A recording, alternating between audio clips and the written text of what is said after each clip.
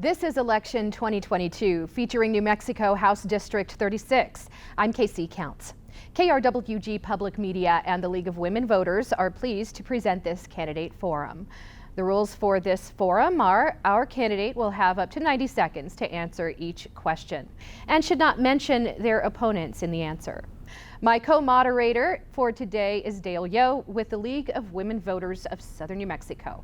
She serves as Voter Services co-chair.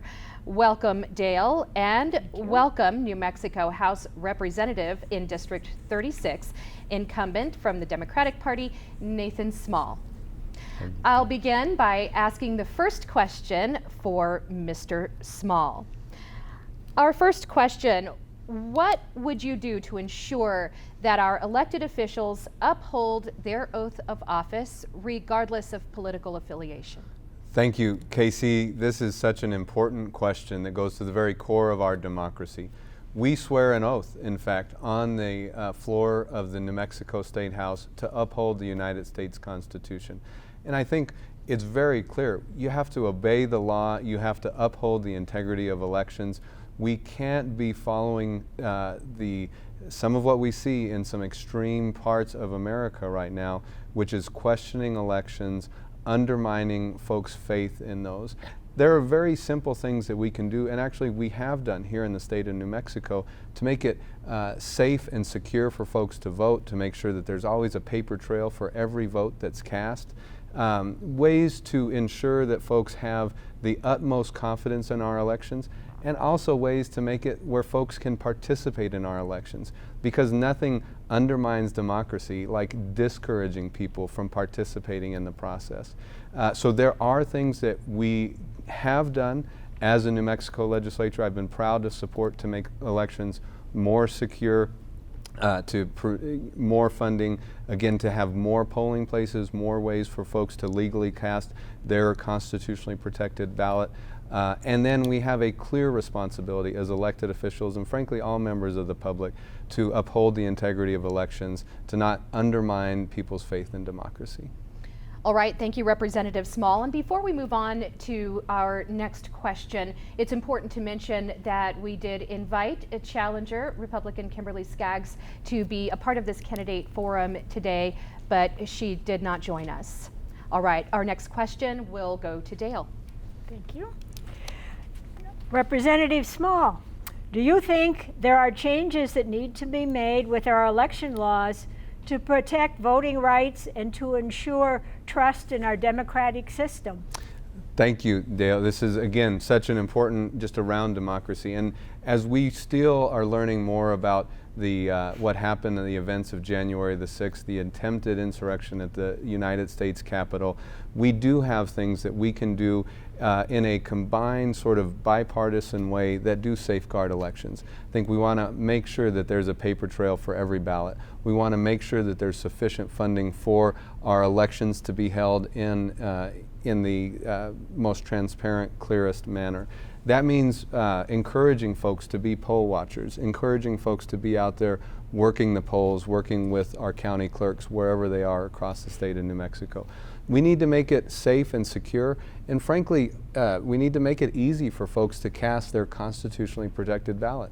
And that takes many different forms, of course. In New Mexico, we're an incredibly rural state.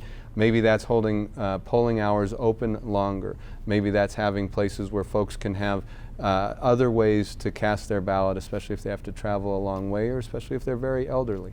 You know, we have states to the north, to the west of us, that do vote by mail. They're red and blue states. They do it in a very secure way. That's something that we can continue to expand here in the state of New Mexico. Something I've been proud to support, to ensure that every New Mexican who's able to cast a ballot has that right, and it's easy for them to do so. Thank you. Representative Small, what would you change, if anything, to the current campaign finance laws in New Mexico? Thank you for the question. We've made our campaign finance laws much more transparent. That's something, and I was very proud to sponsor the Independent Ethics Commission, which we passed back in 2017, bipartisan support in the State House. That was, of course, voted on, passed into law by all of us as New Mexicans as a constitutional amendment. We also have made our campaign finance laws more transparent. I think that's incredibly important. In the areas where it's possible, looking at ways to allow everyone who wants to run in this democracy to be able to get their message out, to reduce the influence of dark money, especially in elections, I think is something that we can continue to work on. One part is transparency, another part is public financing, and another part you're looking at overall campaign finance limits to make sure that essentially, you know, the most wealthy of us as Americans don't have an inordinate ability to drown out every other voice that wants to be heard in our vibrant democracy. All right, thank you very much. What strategies would you deploy to move towards clean energy while protecting employees in the oil and gas industry? Thank you so much for such an important question. I've been very proud to work in both areas to pass some of the really landmark legislation in both areas. So we passed the Energy Transition Act. This sets an escalating standard to make sure that for new positions that are created, that they're apprenticeship positions, which means that our New Mexico workers, especially as we expand our higher education and training opportunities, the certificate opportunities, we passed that in 2019. Thousands of New Mexico jobs have been created in the clean energy industry since. Now, in our oil and gas industry, where we've seen record production, something that is very much a key part of powering our budget forward, and I'm so proud to serve as the vice chair for our budget committee. Also in 2019, we passed legislation that brought folks together and said there are ways that we can recycle and reuse water inside of the oil fields where it uses a tremendous amount of water in a very arid part of our state. We made it easier to recycle and reuse that water. We introduced accountability and standards and restored the state's ability to fine bad actors in that sector. What we've seen is a more sustainable practice, saving 7 billion gallons of water, and we've seen that production continue to increase. So we're really promoting jobs and with a clear eye towards a sustainable, strong New Mexico that is economically vibrant and environmentally safe. Thank you. Some have called for lawmakers at the federal and state level to codify a woman's right to an abortion. As a state lawmaker, what steps would you take in regards to abortion law and abortion access in New Mexico? Thank you so much for this incredibly important question. You know, here in New Mexico, we've expanded access to health care. That includes the full spectrum of reproductive health care, including access to a safe and legal abortion. The first thing we did was we took out an outdated prohibition that existed there. And that's something that I was proud to support. I think it's something that with the overturning of Roe v. Wade and the extreme attacks on women's ability to control their health care and their reproductive lives, it was something that's incredibly important here in New Mexico. We can continue to expand health care access and affordability, including the full spectrum of reproductive health care, access to safe and legal abortion here in the state of New Mexico. All right, thank you very much. Gun violence has been a major concern for those in our state. How do you plan to address gun violence? Are there any gun laws that you would support? Thank you. Thank you again, Dale, for the question. You know, I'm a lifelong gun owner. I'm a lifelong hunter. And I'm also somebody who understands that as the vast majority of fellow gun owners here in New Mexico and Doña Ana County across the country understand, is that there are some core responsibilities, and safety, gun safety, is an incredibly important thing. Also, we understand that gun violence is an incredible scourge. You know, I know talking to a mother up in Picacho Hills who was so excited for her kids to go back to school, but also had such a deep fear about, given the tragedies that we've seen unfold all too frequently, all too close to New Mexico.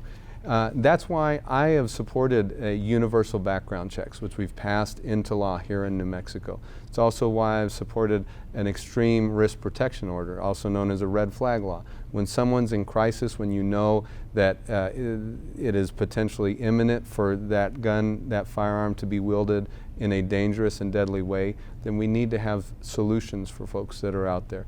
I think as we go forward, it shouldn't be the case where it's easier to buy a semi-automatic weapon that is incredibly dangerous for folks all in our schools. We've seen wielded. Shouldn't be easy to buy that or easier to buy that, excuse me, than it is to buy a handgun in the state of New Mexico. Thank you. New Mexico has constantly had challenges with recruiting and retaining physicians, nurses, and other medical professionals, and they are in high demand everywhere. What can state lawmakers do to address this issue? Well, we are working aggressively in this area. We have to expand loan forgiveness, which we've done aggressively, and as again, as the budget vice chair, I see this incredible opportunity where we have our strongest budgets in history. So we expand loan forgiveness. We expand supports for folks going into higher education. We've done that across the board, and also with the Graduate Medical Education Act, which creates more graduate medical education slots here in New Mexico. You have to fund faculty here at New Mexico State, as well as at other institutions around the state. We set aside additional money so that there's more faculty in order to teach more of those healthcare professionals. I was talking with a woman who started, she started her journey to become an incredible nurse because she went into a pharmacy just to buy things for her family, and that pharmacist saw something in this young woman. It's a story that gives me chills, and I think it's something that shows us we have to provide more pathways for New Mexicans to go into something that is so much New Mexico, helping your fellow New Mexican in their time of need. We're doing that across the board with increased funding, with investment, with scholarships, paying down and paying down medical debt so that folks come here to practice. Those are just some of the ways that we're working on now. And I'm so excited to hear from others in the field where we have this really once in statehood opportunity to prioritize our budget. Thank you. All right, thank you. Public safety has been a concern for many New Mexicans in recent years. What are some state legislative initiatives that you would support to improve public safety in New Mexico? Thank you, Dale. This is such an important question, and in this past budget session, I was so proud to support the incentives to both hire and retain law enforcement officers locally. So we raised state police pay 16%. We've raised that previously to make the pay more attractive. But we also know that here locally, that is so important. So we've set aside more money for localities, whether it's a sheriff's, whether it's municipal, to both hire and then retain those law enforcement officers. And when I was there kind of in the Legends West area, talking to a woman, her son was just about to head out on shift. He is a sheriff's deputy here.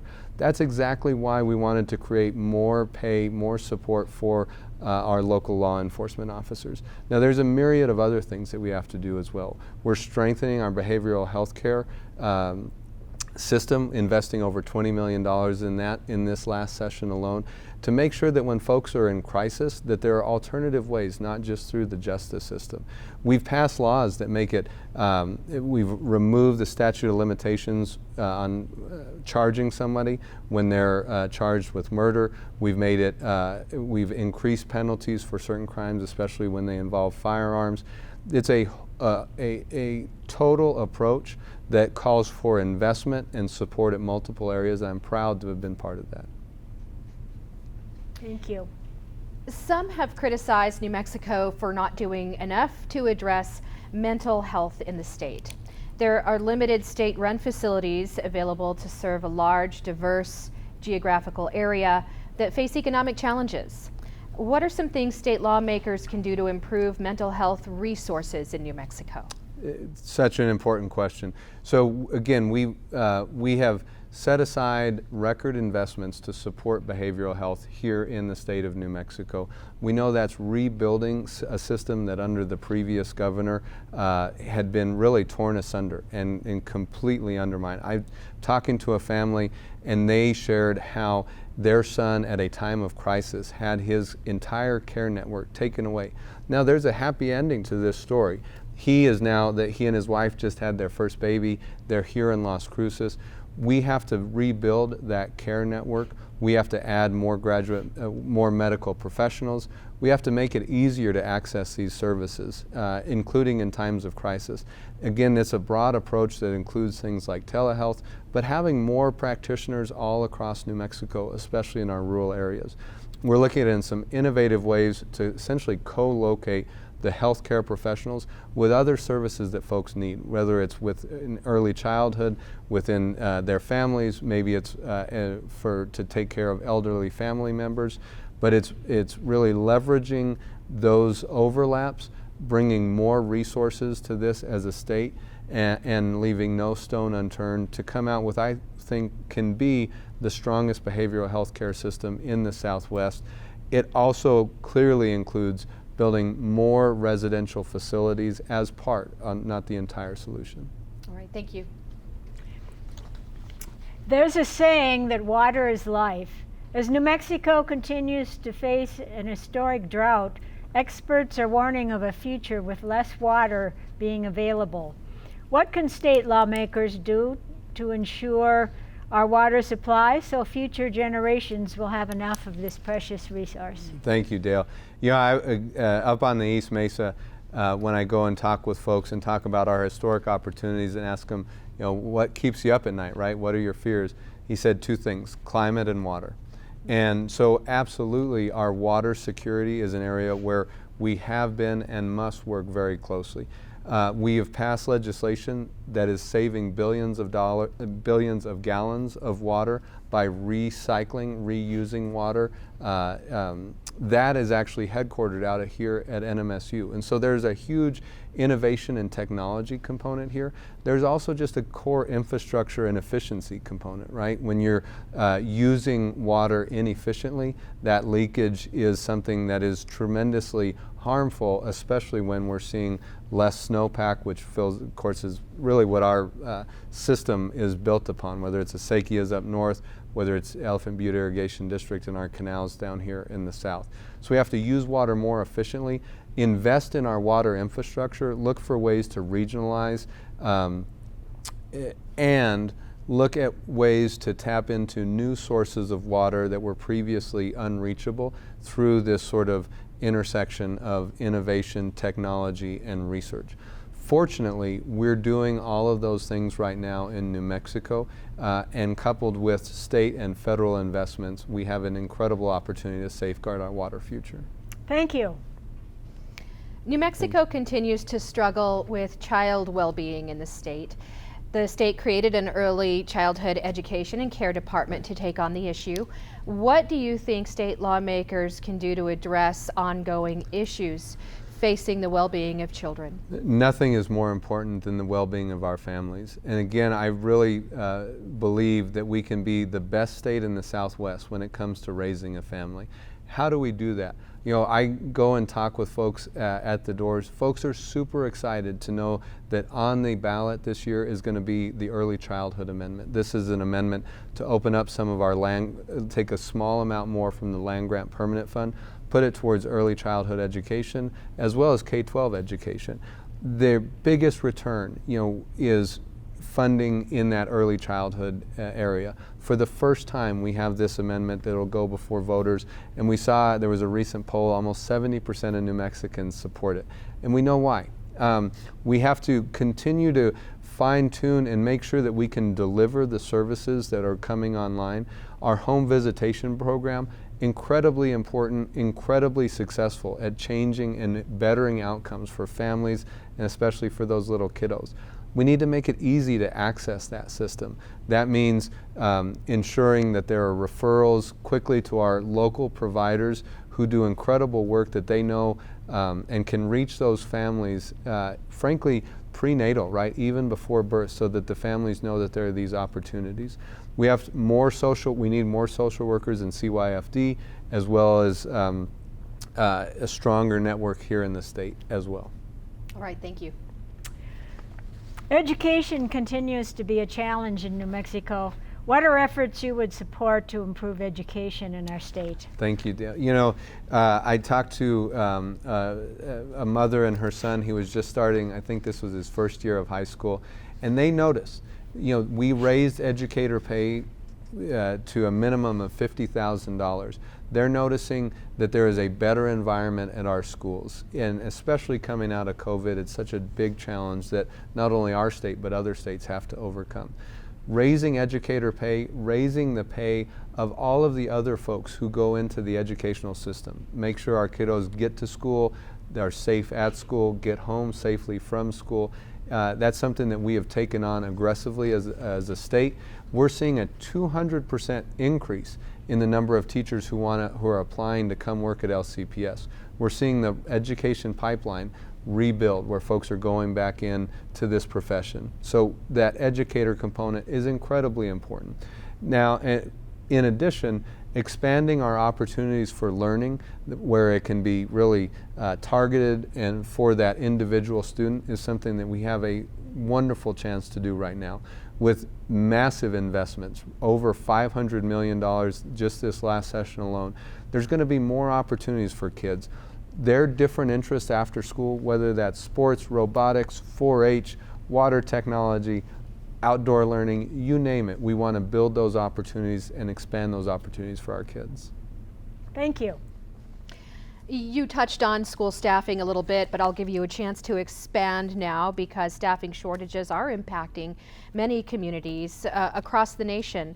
So what do you think state lawmakers should be doing to ensure that New Mexico will have its share enough teachers for the future of education in our state? It is so important, and I come from a family of teachers and ranchers, and again, out at the doors, whether it's a teacher who's been in the profession for a number of years. I remember one couple, one spouse is a school nurse, the other spouse is a teacher at a middle school. We have to pay our educators what they are worth. We're entrusting them with the most important resource we have, our kids. The increases in pay we have seen bring more folks into the profession that are, we're seeing more, a stronger education sort of system here in New Mexico. There's so much more to do. We have to expand community schools, which we've really begun to over the last several years. I've been proud to help lead that as the vice chair for our appropriations committee.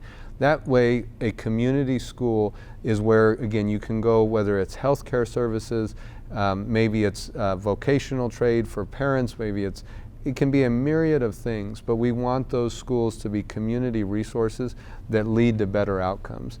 A core part is funding, make no mistake about it. And when we have the strongest budgets in state history, we should be dedicating resources to education. But there's also a whole lot of work, as important, with families, with parents, with school administrators to get it right on the ground. Okay, thank you. New Mexico's workforce has been challenged as the state has been losing its working age population. What are some of the things that state lawmakers can do to help keep working age people in our state?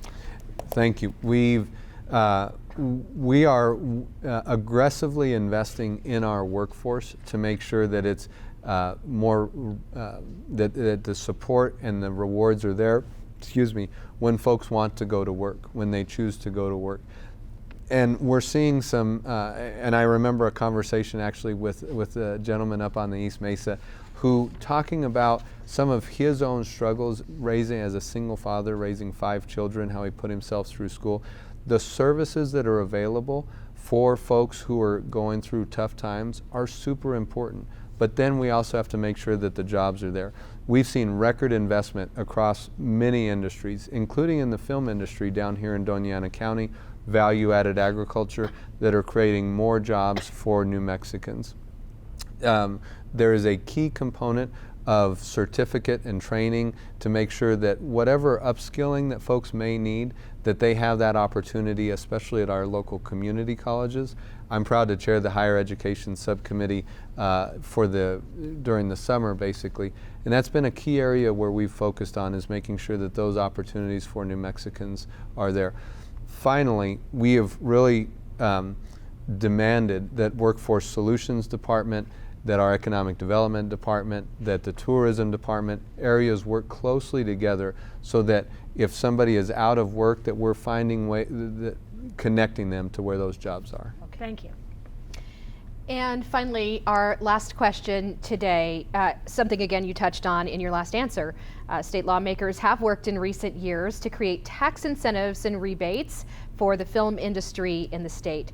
Do you support these efforts, and are there other ways to create a sustainable future for the industry without depending so heavily on taxpayers? Thank you for the question. It was so exciting, here at New Mexico State University, seeing the Creative Media Institute, just as there was an announcement for a film studio coming down into Doña Ana County, bringing, I believe it's roughly $90+ million investment over the next several years. That's something that our state is a key part of, and it's not just on the movie screen, right? It is the entire creative media ecosystem. That brought $855 million to the state last year, employing tens of thousands of New Mexicans. And here in southern New Mexico, thanks to some of the state investments and increasing presence here in New Mexico, we're going to see those jobs begin to really expand. So I think that our creative economy is certainly a core part of our economic future, but it's far from the only part. We're expanding trade there at the border with Santa Teresa, advanced manufacturing, solving some of the biggest challenges that we have through transportation, through logistics, zero emissions transportation. Those are all areas where we have the chance to really make our mark, to set our future, and again, I think really be the strongest state in the Southwest when it comes to our economy. Thank you very much. And thank you for joining us for our District 36 New Mexico State Representative Candidate Forum. We want to thank incumbent Representative Nathan Small for joining us today. We invited Republican challenger Kimberly Skaggs, who did not make it. Thank you to our co-moderator, Dale Yo, and the League of Women Voters of Southern New Mexico. Thank you.